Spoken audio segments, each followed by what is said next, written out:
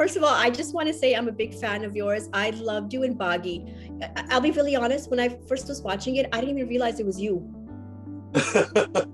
Because I think in every other character I've seen, you've always been like this nice guy, and and then I was like, is that him? And I had to actually ask Hira, and I'm like, is that Ali? Like, wow, like you did a great job, because you played your character so well that it was, you couldn't tell it was you. Thank you, Sonia. I appreciate that. Let's talk now about your journey from Pakistani dramas and serials now to you're doing live performances. So how does that feel?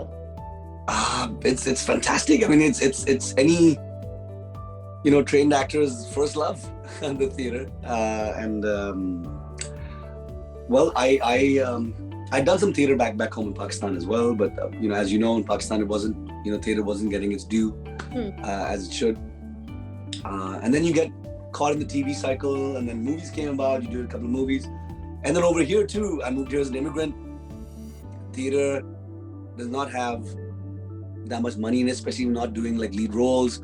And I was new, and I was like, what kind of roles are they going to give me anyway? And so I did a few. I did the Fringe Festival when I went to film school here, drama school here. Started from scratch, and then I did the Fringe Festival. I did a couple of shows there. I did like little things, and then I was like, I got into the film and TV world, and then you get sucked in, and then you don't have the time. And I was traveling back to Pakistan too to do the films and coming back, and you get sucked in, and I was missing it. There's a part of whenever I go watch something, I was like, I want to be up there. Like, why am I just watching this? Yeah. And then the pandemic, to be honest with you, really, Sonia, that really hit home with me. Where I was like, life is short, Yeah. And who knows where it's going to go, what's going to happen. Right. One must fulfill whatever dreams and thoughts and destiny that you have. You must do it now. Yeah. I was always thinking, I can always go back to theater. Yeah. I used to think, I'll direct later as well. But in the pandemic, I made all these decisions. I started to direct more. I direct 2 shows as well, which they're in the 2nd season out now. One is Out in the Open. It's a cooking show, which you do out in the open in Canada. One is a music show called Mosaic Sounds. Is that with Roop? That's with Roop. I'm the director of that show.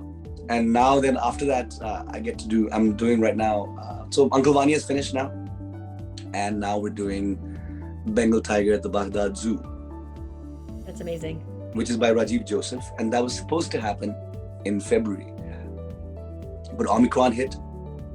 Yeah. Everything shut down. So now Tell me a little bit about this play. What can we expect? First of all, I'm super excited that it's finally going, because I remember we were 3 days away, Sonia. We were 3 days away from it premiering, and Omicron shut us down. We all were really, really sad about it. We were really bummed, and now we're on, and the reviews have been great. The response has been superbly overwhelming. It's a play by Rajiv Joseph. He was 34 when he wrote it in 2003, and it became a Pulitzer Prize finalist, this play. And then in 2007, it was performed on Broadway with Robin Williams as the title character, as the tiger. And this play is about, basically it's about the Iraq War. Mm-hmm. But it mixes, the magic of it is it mixes magic surrealism with realism and real emotions and real life stories. It starts off with a tiger in a cage, which happens to be Kristen Thompson, who is one of Canada's most formidable theater actresses, and 2 US soldiers that are stationed guarding this tiger. Right? And they're like, what are we doing here, man? Like, why are we guarding a tiger? And then you realize why and what's happened, because that's truly what happened. There were like big things of like animals getting stolen from the zoo, and people would sell them. They're actually like telling these US soldiers, to guard this place. And then as it goes on, you meet these other different characters, and you realize all the different ghosts that are haunting each person. You just, looking at you, I can tell you're enjoying this. Like I'm really enjoying it, Sonia. I swear, you're absolutely right. I was very doubtful. It's glowing. It's like a child in a candy store. Do you think your kids are gonna go in this line at all? I don't know, I have no idea. They're very young right now. They're 8 and 4. My 4-year-old thinks he's Spider-Man. So he's Spider-Man. So you might see him climbing buildings soon. I don't know, helping people. Maybe he'll become a firefighter. I have no idea.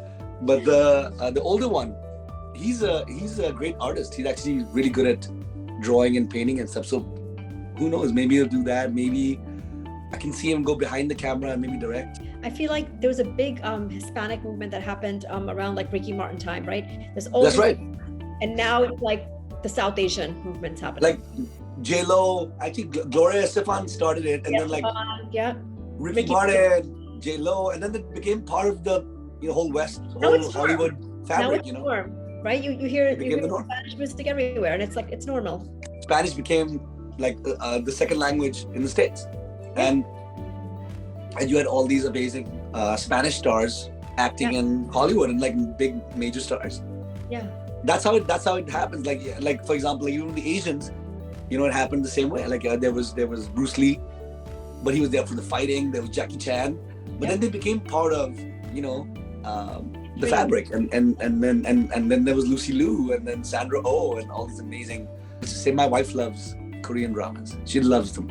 Okay, and I watched a few and I love it too. And like for example, Squid Game. Squid Game is not just a Korean phenomenon. It was the #1 around the world. Oh Netflix. Yeah. Like that's things like that. Yeah. Are magic to me. Where I'm like, yes, like Money Heist was all Spanish, right? But it's worldwide phenomenon. Yeah. I love that, man. I love that.